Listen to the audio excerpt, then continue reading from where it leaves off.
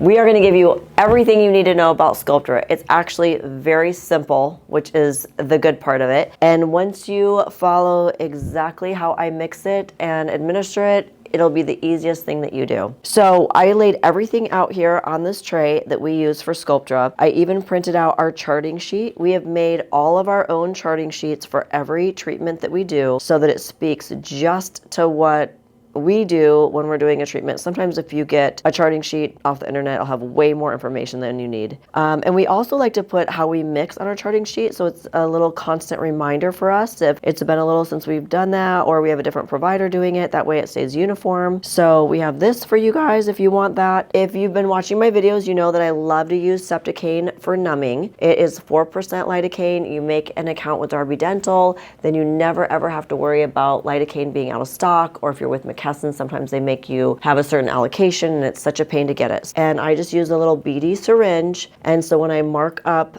for where I'm going to give Sculptra, I just numb the injection sites. You don't have to numb for a needle, you don't have to numb for cannula, and there are lots of injectors who don't numb. Personally, why not numb? It's a little sting and then they can't feel anything and their anxiety goes way down. So 100% I think you should numb, but it's not a have to. So we have our beautiful model here, Miss Megan. And Miss Megan, as she's aging, has realizing that she's losing volume. We're gonna pretend because she's gorgeous. Okay, so we're gonna pretend that Megan is 35 and she's starting to notice a lack of collagen in her face. Don't use Sculptra in the forehead. You don't use Sculptra in the nose. You don't use Sculptra in the tear troughs. You can use Sculptra in the temple. I prefer to use filler there. I feel like it's way more effective. You get the results right away and much less expensive. You can use Sculptra for the cheeks. You can use it for nasolabial. You can use it for the chin and around the jawline. I prefer also to use filler just in the cheeks. It just works quicker, faster, and it's less expensive for your client. And at the end of the day, people don't have unlimited funds to spend. So try to be as efficient and careful as you can with their money. They'll really appreciate it. So for me, the Sculptra just goes below the cheekbones in this area. So we're going to focus on this pre-auricular area. Of course, some is going to get to the jawline. I used to inject Sculptra deep to the bone. I don't do that anymore. Sculptra is basically going to speak to the fibroblast, which is in the dermis. So we have our epidermis and then we have our dermis. That's where all of our fibroblast cells live. That's where the Sculptra stimulates and then causes it to make more collagen. So when I'm numbing, I'm going to numb in an area that my needle or cannula can reach as I just lay very thin lines of the product, the PLLA, poly-L-lactic acid. This is the same product they use in dissolvable sutures and any other biodegradable medical products that will be put in the body that they want to break down. So you can do a nice little spread there. If you're going up into the smile lines, you can do another numbing area there. And that will reach just up here through the mid-cheek. You can go up into the nasolabial and come on down through here. And then usually I'll do one last one right around the pre-gel sulcus, and then you can go up through here. Something to know with Sculptra, you can get those nodules, and they seem, for whatever reason, to be more common just in this pre-gel sulcus area along the mandible. I don't know if it's because there's just so much blood flow with the mental artery and the facial artery, but most people have Sculptra nodules. They're somewhere in the lower face. So make sure you remind people that they have to massage, massage, massage. Now, you can see, you're going to say, Amy, what about this area right here? Well, this is a very tiny little distance of a thread. So if I'm using a 1.5 or a 2-inch cannula, this is a little more realistic, and I'll show you the length of the cannulas that I use. So realistically, it looks a little bit more just like that. Those are the 3 areas that you're going to numb, and you can use that with lidocaine or you can use it with Septicaine, whatever is the easiest. And then we like to use a fan for just a distraction. You can see Megan has this nice little fan. We bought it for, what was it, like $35 off of Amazon. And we find that, come on, like you gotta do the part. So it's interesting, but we've tried the beauty bar that vibrates to distract. We've tried having something for them to squeeze in their hand. We've tried ice packs on their neck. For some reason, the fan seems to be very soothing to people. I think it's just having the distraction of holding something in their hands, just like the cool breeze. Whether you're using a needle or a cannula, people get a little squirmy and squeamish with Sculptra. I think cannula especially, because as you're going back here, you know, you're breaking through some fascia and some more tension areas of the skin, and it's right next to their ear, and so they can hear that. And I've had a few people either pass out or get very, very close to passing out. If you notice someone getting, you know, pale, a little bit sweaty, a telltale sign is they'll start being like, "Oh, it's really hot in here." Just stop what you're doing, give them a break, put some ice packs. We find the ice packs right in the back of their neck against the chair. We keep Capri Sun in our fridge, in the room, and in the break room. It's amazing how just a little bit of sugar will kind of bring them back around. So that's the prep, right? So we've numbed, they've got something for comfort. We're gonna assume that we, you know, clean the face before. We use Puricin, or we actually found this Puricin-like cleanser, might be Henry Schein, but McKesson is quite expensive for the Puricin, so if you wanna save some money, you can find Hibiclens is the active ingredient. You can find the Hibiclens in other forms than under the name brand of Puricin, and you'll save yourself some money. And then you're gonna be doing a lot of massaging with Sculptra. I like to use Aquaphor. I know it's oily and greasy, but it's very good for massaging the skin, and you're not gonna be pulling and tugging at the skin. And then if you feel like, oh gosh, this is just kind of sitting as a little bit too oily on their face, then just do some nice gauze saturated with the Hibiclens or Dermacleanse or whatever product you're using, and just wipe their face before they go home. So how do I mix it? There's a lot of different ideas on how to mix Sculptra, and there's really no right or wrong. Just knowing that the more concentrated the Sculptra is, the more likely you're gonna have a nodule, but the more focused you'll be in an area. So let's say, for example, you just wanna do nasolabials. You don't wanna do the whole face. You have someone who's in their early 30s, they're afraid of filler, they wanna do something really natural, then you can use a more concentrated Sculptra for that area versus spreading it over the whole face. And when we're doing that, we're just using it for, I like to say, like a fertilizer. It's almost like when you do landscaping in your yard, and then you come in with a nice high quality fertilizer, it's going to make the yard look so rich and the grass so green. So it's similar with the skin. When you give that skin that boost of collagen, you're going to get your skin just glowing, looking really healthy. And that's what people call the Sculptra glow. You have to think to yourself, do you want it in a very specific area for volume in one area, more concentrated? You want it to be spread throughout the skin just to give it a nice healthy glow. Then you're going to have a larger spread. So I only have 2 separate concentrations. You're always going to mix with your sterile water. So this is what you need to mix your Sculptra with. And then you're going to have your lidocaine. Again, there's different opinions on how much lidocaine to use. What we do is we use 6 milliliters of the sterile water, and then we add the lidocaine to that. So for a really concentrated area, we're going to have 6 plus 2. So we're going to have 8, and that's about perfect for one side of the face. If you're going to go higher than that, let's say you go 12, 14 mLs, to me, it's going to be way too thin. So for the people who say, oh, I only want to buy 1 vial of Sculptra, just pick one area. Maybe pick smile lines, maybe pick lower face. Don't try to do their whole face.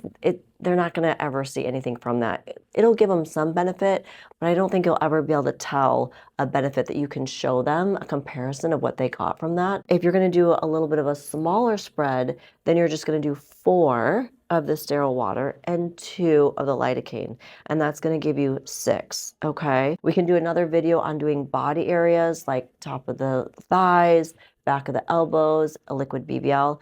Completely different, so I don't want to confuse it into like a face Sculptra. After you mix it, you're going to want to shake it at least for a minute. So you have your vials of Sculptra in here. They come 2 in a box. And when you're thinking about how much you need, always think about 1 vial per the size of your hand. So think about your hand can't cover your whole face. If you're going to do neck, can you get the whole neck with 1 hand? It's going to be a little bit of a stretch. So yes, you can do it, but maybe then you just focus on the central part of it. For décolleté, you're absolutely going to need 2 vials. So when it comes 2 in a box, that's because indication is for 1 vial for each side of the face. And that's a great way to explain to your clients so they know you're not trying to upsell them, you're just wanting to give them a result that they can see and they really like. So you're going to want to shake it for at least a minute. Now you can buy little things online where you set it in there and it will shake it by itself. But basically what you're doing is you just want that water to absorb. So the molecules in here have a biocellulose covering in it. And so you're breaking off that cover off of the active molecule. Sculptra is made from the sugar of fruits and vegetables. So primarily corn and beets. I like to say fruits and vegetables because it sounds like really healthy, sounds vegan. The reality is, I think probably about 99% of it is made from corn because it's cheap, and probably 1% from beets, but sure sounds a lot better to say fruits and vegetables. So after you have mixed your sterile water and your lidocaine and you're shaking it for a full minute, okay, then you're gonna draw up into a 10 cc syringe, and you have to have a lure lock because you will find that the Sculptra will separate. So you'll start to see those particles separate from the sterile water and lidocaine, and you want everything to be really blended. So I always keep an extra 10 cc syringe so that I can mix it back and forth, because I'll blend it before the client comes. And they come, we take pictures, we clean their face, we numb them, do everything we need to do, and then I'll go back to my product that has then settled, and I'll blend it back and forth. Once we've blended it, then we have to decide, are we going to use needle and or a cannula? It really doesn't matter. If you're very comfortable with cannulas, I like that because it's less tissue trauma because there's no sharp end and you have less risk of bleeding and bruising. As we know, a needle will go right through an artery or a vein. Doesn't mean that you have to worry about a vascular occlusion because you're constantly moving that needle around, but you'll end up with a really big bruise. And if you look and see where we're going, her transverse artery is right there. So if you think about going up through the side of the cheek with a needle, you're likely going to puncture that transverse artery at some point, and then you're gonna end up with a nice huge bruise right here. So when you have cannula and you're going up, the veins and arteries vascular just kind of move out of the way and you don't have a problem with it. I like to use a 2-inch. So we look at the length of this, when we look at her area that's numb, you can see how it reaches all the way to the top of the cheekbone, and you're gonna go all the way over here. Now, when you're talking about the cheek to nasal labial, you might want to do something that's a little bit shorter. So then you're gonna go to, and this is, you can tell the color is different. This is a 25 gauge. And then you might want to go to something that's like that. So it's a little bit shorter around. You can use a 25 gauge. I don't love it because Sculptra tends to get clogged in the needle, those little shells of the active particle, and you'll end up going through 2 or 3 cannulas, which we know cannulas are really expensive. If at all, use your 22. You have to control it a little bit more because the 22 has such a large opening. You don't want to just deposit a whole bunch of product in one area when you want to spread it throughout the whole face. As you're getting used to Sculptra, you might want to take your 8 ml product and move it into a 3 ml. So go ahead and take your lure lock, connect it, move 3 ml product here, because now what you can do is you don't have to be as worried about watching your product. You can do 3 here, you can do 3 here, and then you can do 2 right there. And so then it just makes it really easy. You know you've done the exact same amount of product in each area, in each side of the face, and keep it very equal. The biggest thing when you're doing the Sculptra, if you want to go subdermal and you don't want to deposit the Sculptra in the fat, it's not going to do a whole lot. Remember, this is not a filler, so you don't want to, bring more volume to the fat pads. So when you're going underneath the skin, you want to actually be dragging that needle under the skin, and you'll actually see little marks of that skin being hooked as you come up with the cannula or the needle. And then you're going to retrograde inject and you're going to go again. So if that needle or cannula is going super smooth through and you can't see any drag under the skin, then you are too deep and you need to come back and go just right underneath the skin and come back out. That is where you're going to get the most out of your Sculptra. I think a lot of times we have been putting Sculptra into the superficial or the deep fat pad, and it's not really doing anything. And so then people get this treatment, thousands of dollars of treatment. They don't really notice. I mean, sure, you'll get some molecules that will, migrate out. But if you want to really see that Sculptra glow, you have to put it right underneath the dermis. You can put it deep on the bone too. There are fibroblasts on the bone, and some people like to do it that way. It's certainly easier. But if you're going to do that, then what you're going to do is you're going to just take a needle and you're going to attach it to your product. And you're going to go just as you would with an 8-point lift, and you're going to go deep to bone, deposit a full ml, deep to bone, deposit a full ml. I like to go preauricular, deep to bone right there. Again, a few spots in the jawline, right, all along here, and then you massage. Covered everything from numbing the skin. Your clients will be so much happier if you numb. Having something to distract them, because it's a lot of product being laid down in their skin and they can get a little bit queasy, a little bit uncomfortable. How to blend it, right? So 6 ml for more concentrated, 8 ml for less concentrated, and then have something really soothing to massage the skin with. You need to massage the skin for 5 minutes after you're done injecting them. So by having something that's not a water soluble, you can just put a little bit on your hands and massage for 5 minutes. So I usually like to do 1 layer of arnica. It's very cooling. It feels very good to the skin, helps with post-treatment bruising. But then I switch right over to Aquaphor, coating of maybe some Obagi Hydrate Luxe that's really soothing, or maybe a little bit of Zeo Growth Factor. And then we put some sunscreen. So when they've left, they're fully massaged, they're fully covered, they're protected, and I tell them, do not touch your face until you go to bed tonight. I want a couple of hours because you've got lots of little areas where you have openings and, you know, the body needs to close those openings. Otherwise, there's a risk for infection. We send them home with instructions. So you need to massage for 5 minutes, 5 times a day for 5 days. That's going to prevent the nodules. And I know a lot of people have a hard time doing that because we're working, we have makeup on, and then they're going to start to see the benefits at about 6 to 8 weeks. I find that even longer. I mean, you got to think about biostimulation. It takes time. So I tell people, like, let's do your second treatment at about 4 to 6 weeks, your third treatment 4 to 6 weeks. That is your ideal. Now you can do it once a year if you want, just once a year for a general kind of like boost of collagen in your face, that's fine too. But if you really want volume and that natural placement, you need to do it 3 treatments. So 1 vial per hand, 3 treatments every 4 to 6 weeks.